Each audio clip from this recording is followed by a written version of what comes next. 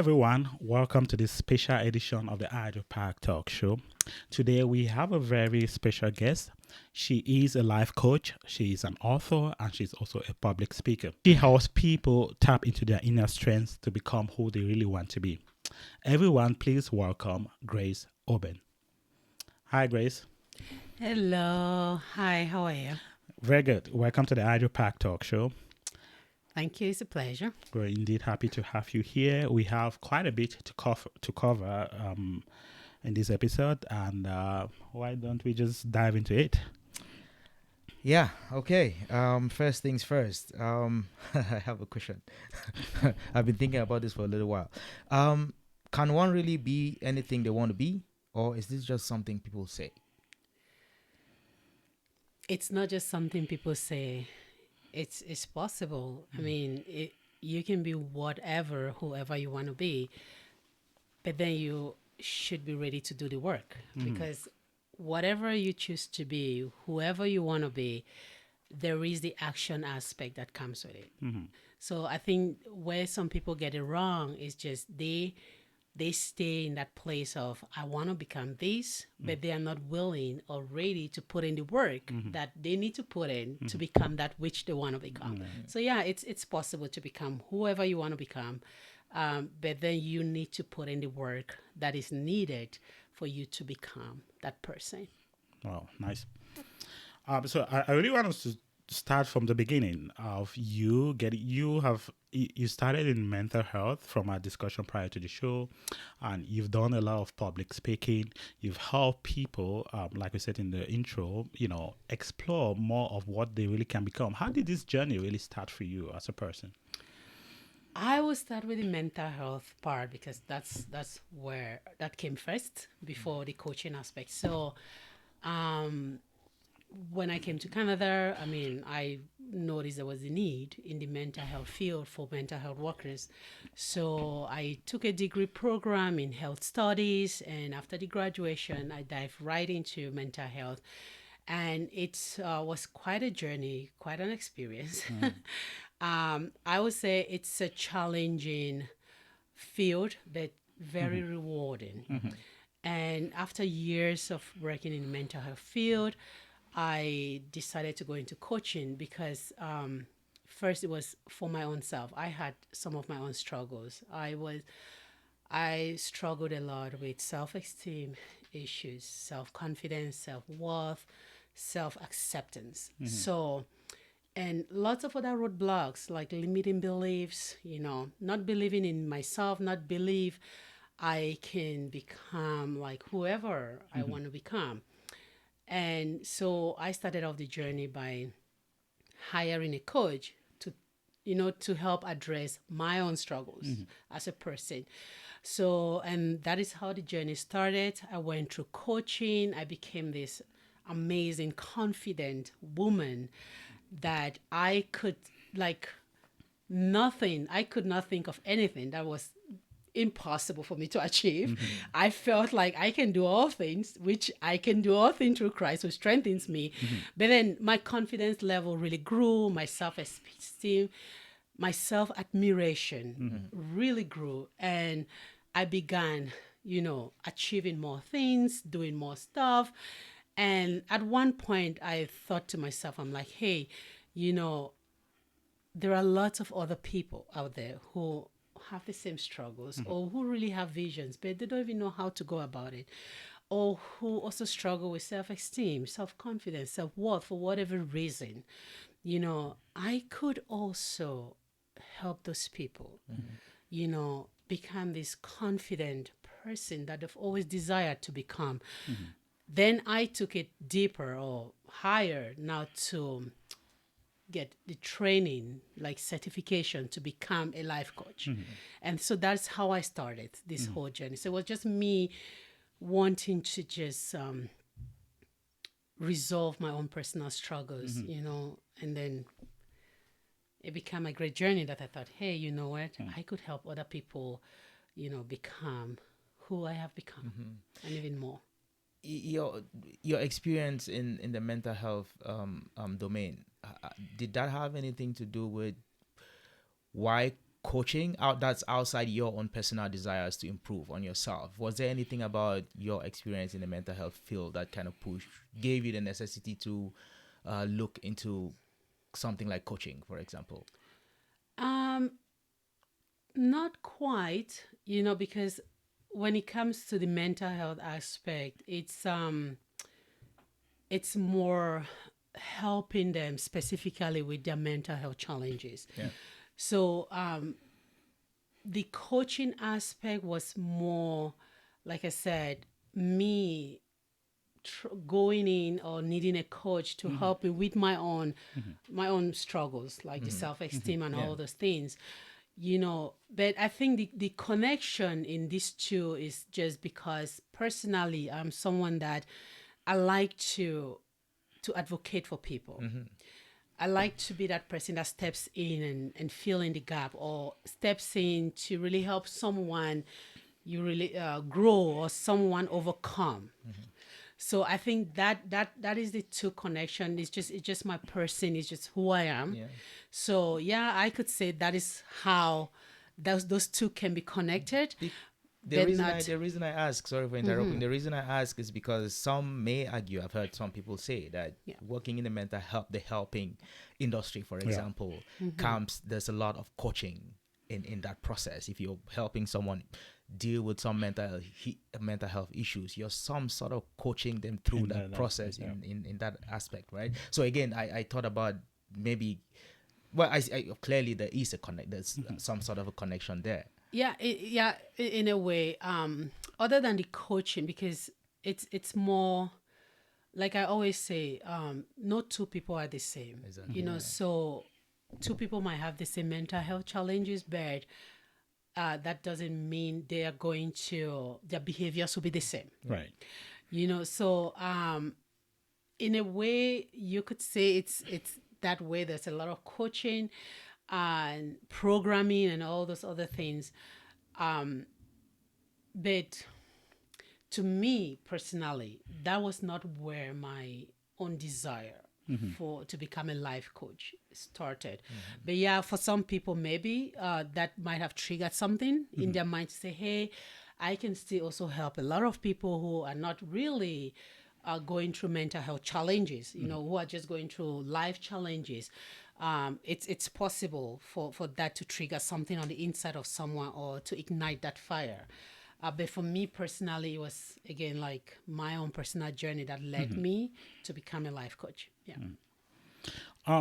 Speak a little bit because I hear there was a lot of influence from your background, how you grew up. I mean, all of us are influenced from how we grew up and how it shapes the way we view the world. Shapes our perception. Sometimes shapes the way we see potential in ourselves. Did that have an influence in the way you kind of got into this space? Like influencing my parents, like Yeah, someone who yeah. Like your childhood, yeah, I did. your family stuff. My elder sister, my late elder sister, was one of those. She was this really strong, powerful lady, very confident. She was that kind of a person that she goes for what she wants. Like she was not shy to really go for her dreams, and she was so confident and so strong mentally. So I admired her as a young girl growing up, and for years I just said when I grow up I just want to be like her. And yeah, so she was one of my childhood influence. My mom also was another person that really was a strong bone behind. She was this amazing, powerful, strong woman.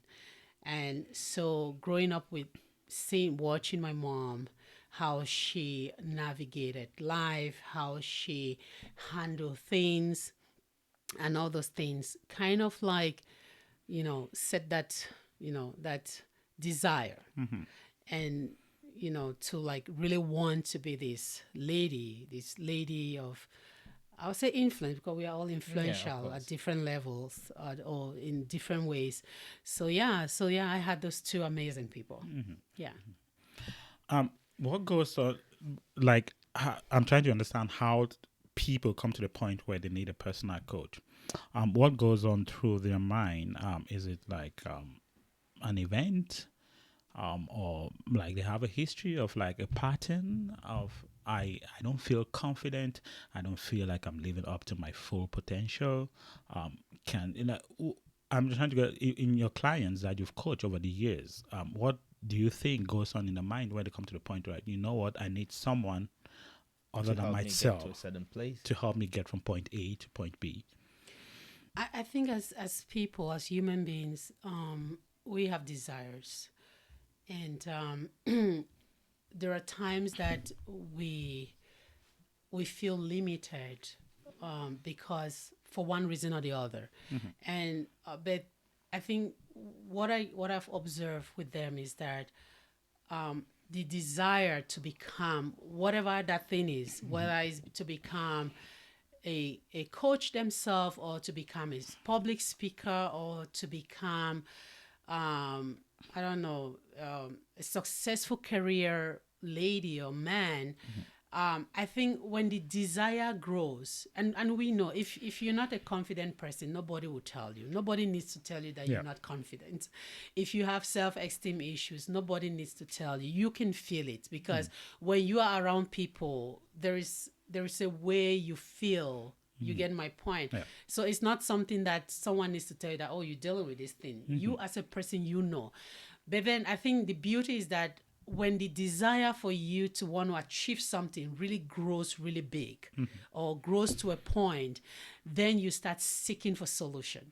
Yeah. Right? Because that's just the natural thing. When we identify a challenge, we then identify an issue, we identify a problem. First, it's almost like we can manage it. When we can manage it, we're like, oh, it's okay, I can deal with it, that's fine. But then when that problem becomes a real problem that you realize is holding you back, it's causing you some delays, it's taking things, setting things away from you, then the desire for a solution becomes really strong. Right. And that is where you start looking for solution. You start maybe go online, you start Googling, okay, how can I, or you start asking people. So I think what happens is they know they want this thing. Maybe they want to achieve this goal, they have this vision, but then they also know that, okay, I am not at the place where I can achieve this, where I can go for this vision or my dream. And then when they see other people living that dream, living that life that they desire to live, then there is this provocation on the inside, right? There's this provocation like, okay, this person can do it. And this is what I really want. This is the life I want to live. This person is living that life. If this person can live that life, it means I can also live it. Right. So then what do I know? What do I do? So that is how it started. When you see someone living the life that you really desire to live, when you see someone doing something that you really want to do, but you have all these limiting beliefs that keeps telling you you cannot, you don't have what it takes, you can't do it, you don't know enough, you have an accent, you're not tall enough, you're not big enough, you're not old enough, or you're too old for that. So but when you see someone living that you can resonate with, you like, come on, this person is living the life that I want to live. So if they can do it, then I can do it. But then all I need to do now is to find out how. Who do I know that I can talk to?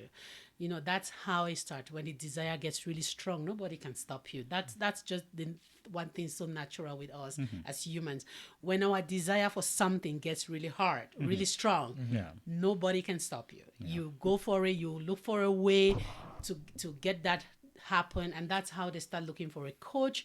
They start looking for who to coach me. How do I get this done? You've talked a little bit about some of the limitations or kind of reasons why people hold back and people find it a little challenging to get to where they want to be. You talked about are these limitations sometimes limitations that people put on themselves as opposed to real? So for example, not tall enough or not accent. Not skinny enough. Is it people putting that on themselves, or do you think society puts that on people and people take what society thinks about them and that limits them from kind of making progress in life? Have you have any opinions on that? I think it's a combination of both. There is the external aspect or external part, which is the society. And there is the internal, which is what you also tell yourself, you know. So, but I think most of the time this thing comes from what we hear. Sometimes people will say, from even childhood, how many times have you heard someone say, you this child with your big head? Or look at your big mouth, or say to a child, you're good for nothing. I knew you were going to fail this exam. You're so stupid, all those things. Sometimes we say those things, we think we are correcting the child or we're pointing something out, but we're damaging that child on the inside. So some of those things come those way. And also it's from what the society, the kind of image that the society is trying to paint, that, for you to be beautiful, you have to look a certain way. For you to be a model or someone that can have good fit with clothing, so you have to look a certain way. No. So sometimes it comes from what the society, the TV, the social media is painting as beauty or intelligence or who can do what, and sometimes it's just what we tell ourselves. When we look at ourselves in the mirror, what we tell ourselves. So it's a combination of both, but I think mostly it's the external aspect from the society, from maybe family members. How challenging it is for you as a life coach to kind of get people past those especially when those things sometimes are it's true everywhere. Sometimes you really have a big head and you need to be told that. Sometimes you're really lazy and you need to be told that. How do you strike the balance of telling people the truth, but knowing that you have to overcome that? Yeah, I mean, you can always you can tell someone, in quote, the truth without being insulting, without being condescending. For example, if someone is lazy, maybe your friend, you don't have to say, "Oh, you lazy." You're a lazy But what person. if they're really lazy? You can just present a situation to and say, "Hey, man, don't you think it's time for you to, start thinking of X, Y, Z? I know that this is not your thing, but hey, you have a lot of skills, you have a lot of talent. Don't you think you should, a gospel singer, Sinach, you might know her. She's in one of her songs, she said, a word is a seed. Yeah. And it's so true. Sometimes when we speak to people, we think they didn't hear us, but we've planted a seed. And how we presented it to them, how we spoke to them, would determine how they're going to receive our feedback. Because, for example, if you have a friend who is sitting at home, not wanting to get a job, not wanting to do something, and then you have a chat with them, that, hey, this is not the way, you can't continue your life like this. You can't continue relying on people to take care of you. You can't continue, just have that heart-to-heart conversation with them and said, man, you need to step up. There are people looking up to you. You need to do something, and just let it sit. I bet you they might like, it's not my thing. Job is not my thing. But you've planted a seed. You get my point. You've planted a seed. And there are also ways you can get the person wake up from slumber. If you always stepping in for the person, sometimes you might just say to the person, hey, guy, I've been doing this for you, and I don't think you're learning any lesson from this. So, man, you have to face. So sometimes you have to give up on people. Yeah, so sometimes you have to let them know that, hey, I have tried, and I have tried having conversations with you. I've tried stepping in for you. Yeah. Man, I have my own life to live, and I have tried my best. So let them go through that experience. Is that a difficult thing for a life coach to reach a point with your client and you can tell yourself I've done absolutely everything I'm supposed to do and there's nothing I can do anymore to help you? As a life coach, I've not had that experience, but of course I know other coaches that have. But it only comes to when the person is not willing to do the work. And there are many people who are not willing to do the work. Because sometimes some people think, okay, I come to you, a life coach, you just going to Magic, do all the right. work. But that is where the prep starts, where at the beginning you kind of have that session with them where you really lay out things clearly, how it's going to work, what you will be doing, what they will need to do, and all the exercises and all those things that they need to do for them to be successful. And there are a lot of different ways that you can use to explain that to them, and I think if someone really wants it, and when you that Yeah. very first meeting, you can You can tell people who want it. who will be ready to do the work and who is going to do. And at the end of the day also, we learn differently, and we all at a different level. So as a life coach, what I do is, once I do identify where the person is at, I meet them where they are, and then I start working with them from where they are. Will you ever turn down a client from a first meeting? Somebody comes to you with goals that are so unrealistic that you could see on the very first meeting. What do you tell them? They Is might there not. even something as unrealistic goals as someone told you I want to be the I want prime to be minister of I want to be Canada an astronaut. or the president of US? I mean, those are goals that are No, he wants really to be an slick. astronaut. It's not a goal that is unrealistic. It depends if they say I want to be next year and they have not done any work. Well, but Right, to that's that what makes it point, unrealistic. I think the main issue is really balancing reality Yeah. and how much you can influence somebody to achieve something. Something good. A 50-year-old cannot come to me and say he wants to play soccer professionally. That's not real. Unrealistic. That's How not do you realistic. coach someone? How do to- you coach someone like that? There's an aspect of telling the truth and like, this is reality.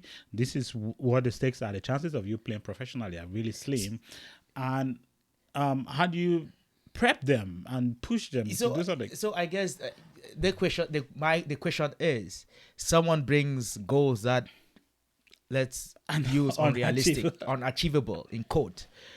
Do you How do you as a coach react? Yeah, how do you react to that? Do you help them find balance? a balance or get to a point where they say, okay, maybe I can't get there, but maybe this is where I could. How do you manage a situation like that as a life coach, though?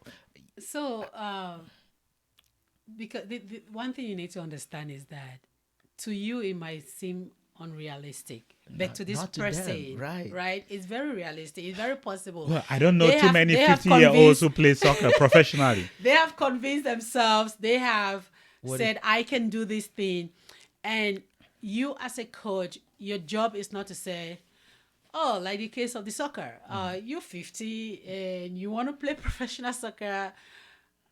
It's not achievable because of your age." It's not really your job. Like, there are questions you're going to ask the person, why they want to do what they want to do. What is the reason behind it? And professional football is at different levels. Okay. You get my point. How far they want to go this their football career, and stuff like that. Ask them question, and when you have that conversation with them, Okay. to be honest with you, sometimes you'll be amazed where that is even coming from. And that is what makes a life coach a great life coach, because when you do those digging, sometimes you will get to realize that the even reason why that person wants to achieve that goal, not because they really want to, is because they want to prove a point, or someone said something to them. You get my point? Yeah. Someone said something that provoked that need or that thought. Yeah. So sometimes when you really dig, you get to know the bottom of where Why, that is yeah. coming from. And then now you realize, okay, there is a bigger issue here than the goal. Exactly. And then you start working, helping, and you explain to them that this is what I hear, this is what I see, Right. this is what I hear you say, this is what I hear you express, and then you can start say, okay, can we do X, Y, Z? Can we? So that's what you do, because sometimes some of those goals, to be honest with you, it's coming from a place of pain. not really Yeah. excitement. It's coming from a place of pain, deep, Yeah. deep pain. And you want to dig what that thing is. Why do you want to do this? The why is so big because when you dig and the person tell you the why, sometimes you realize that they really don't want that. That's not what they really want. But because something, as I said, it might be coming from a place of pain, or maybe they got challenged, or someone did something happened somewhere. Something, okay. And then you help them now based on So you could help redefine the goal, The goal? Yes. per se. Okay, what if they're still delusional? To be honest with you, based on my experience, when I have that deep dive conversation where we really dig really deep why they want some of those goals, why they want it, you find out the person, even why they are themselves, when they're responding to those questions, that you keep digging, you see they get to a place where they pause. And they realize You maybe get this my is point, something else, right? that they pause, that they realize that, you know what, this is the problem, this, yeah. So that really makes you guys different from the regular Jews like some of us, because we'll tell you outright this is impossible, but you have to. That's why you're not a life coach. That's why I'm not a life coach, because honestly, I don't find myself having that patience And to tell a 50-year-old, keeping with the example, that you can play professional. and that's why I asked when we first started, can you really be whatever you want to be? Yeah, I would definitely say argue no. that no. But of We course, can I all be understand. what you want. You cannot all be No, we what you totally understand I that. mean, haven't you seen a 70-year-old who my bodybuilder? But Oh, they're the yeah. outliers. They're really, exceptional No, cases. but you get my point. Yeah. And she went into a competition and she won. that's the point. Right? So you don't just tell the person there, oh, you're too old for this. Well, but the fact that a 70-year-old makes the national news that she's a bodybuilder tells you that that's an outlier. It tells you, it actually proves the point that that's an exception. It's not the rule. Okay. So Yeah. we had a whole conversation about life coaching. You're also a public speaker, or would you say motivational speaker? Is it the same? Is it different? What is it that you do? Motivational speaker, it sounds great, but I always say to people that when they really listen to speakers are way more than just motivational speakers. They empower people, they educate people, they inspire people, they enlighten people. So I will say I'm a combination of all. I motivate people, but also there's the educative part and the empowerment, where you let people see what they can do. You let people see what is possible, that they couldn't see before they heard you say it, or they didn't know that. So it's not just motivational, it's inspirational, it's educative, it's empowering. So you also had a project a couple of months ago. Could you tell us about what that project was and what you're looking forward to the future in terms of projects for yourself? Oh, so in September, that was September 10th to be precise. So I had this all-women event. The theme was becoming their future, I'm ready. And the goal was to bring women together to, with the pandemic, a lot of things have happened. A lot of women, a lot of people are kind of like second guessing themselves. A lot of people are unsure about a lot of things. So that event was more to just bring women together, to empower each other, educate each other, inspire each other, motivate each other, and just network. A lot of business partnership came out of that event. It's really mind blowing. Sometimes you do something and you it's amazing what comes out of it that wasn't even part of the agenda.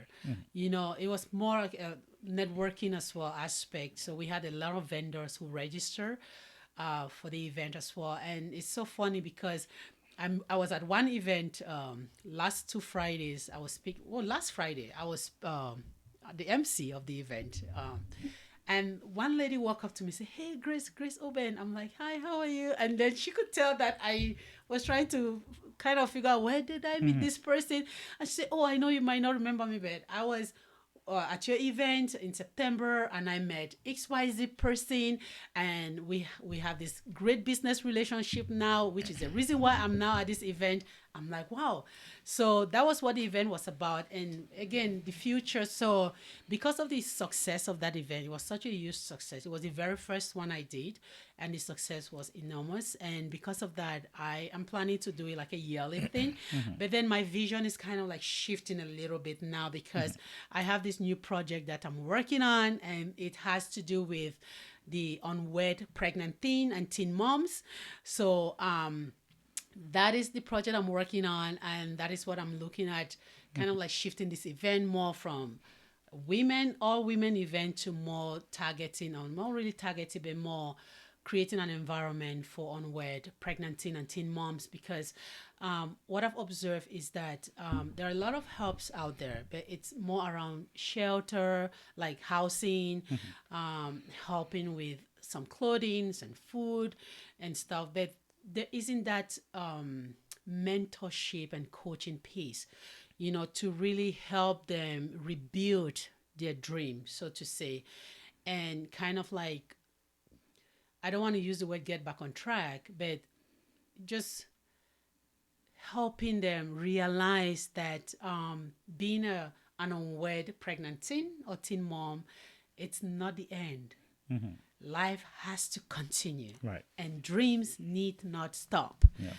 Something like that. So that's what I'm working on. I'm really excited, and I'm already working with other people, reaching out to other people that I would like to partner with on this project and stuff like that. Yeah, so that's what I'm working on now. Yeah, very important stuff there, and we're very happy you're doing stuff for a group that is really struggling, and there seems to be a rise in that population lately. So you have a website. What's the name of your website? I understand that's one way people can contact you. Maybe you just list the other ways people can get to you. Yeah, so I'm also the founder of Providence Guide and the CEO of Providence Guide, and it's providenceguide.com. So if you go on www.providenceguide.com, you can have so much information there, a lot. You can contact me there. You can email me through providenceguide7@gmail.com. And we have all our contact information there. So you can reach me through any of those contacts on the website. You also, of course, you're an author, like we mentioned earlier. You have a book. Could we? Is it visible? Yeah. Yeah, Right. I'm an We haven't, author. we haven't talked about it yet, but Yeah. I just thought I'd bring it up. So, Yeah. Yeah, I'm an author of the book titled Don't Give Up Yet, You Can Still Get It Right. Yeah. And that's so true. Yeah. If you're listening to me and you are at a point where you're just about to give up on your dreams, you're about to give up on your marriage, you're about to give up on your child, you're about to give up on your family, you're about to give up on your business, you're about to give up on yourself, don't give up yet. You can still get it right. perfect. We did not get a chance to read the book before this show. We'll probably have you again. Maybe, hopefully, when we go through this book, we might bring you in to talk a little bit Talk about a little this. bit more about the book. Sounds interesting. The title is pretty, sounds pretty important. One question again: faith, God, religion, how does it tie to all this? Because you've mentioned God, you've mentioned your faith in passing a few times.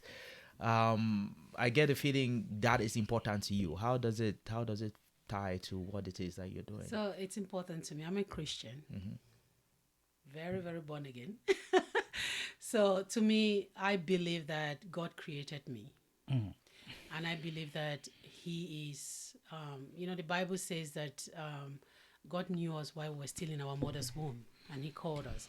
So I believe that everything I do, it's backed up by His love, is backed up by His ability. I am a very prayerful woman. My husband can attest to that. I'm someone that I always tell people that I fight my battles on my knees. So that's my faith. I believe in God. I believe in Jesus. I believe in the Holy Spirit, and everything I do, it's just around that. And to me, my relationship with God my relationship with the Holy Spirit, my relationship with Jesus is so important to me. And that is my foundation. Yeah. And even when you read my book, there are a lot I'm of gonna say that, scriptures yeah. there. I quote scriptures and, relate it to everyday life and things like that. Yeah. Yeah, okay. So this was a very fruitful conversation. I think we had fun. I hope you had fun too. If you're watching, please go to our website. You can contact her there. We're also going to have more of her contact information here, so you can get to her if you want to. This is the Idle Park Talk Show, and we were joined by. Grace Oben. Thank you very much. Thank you.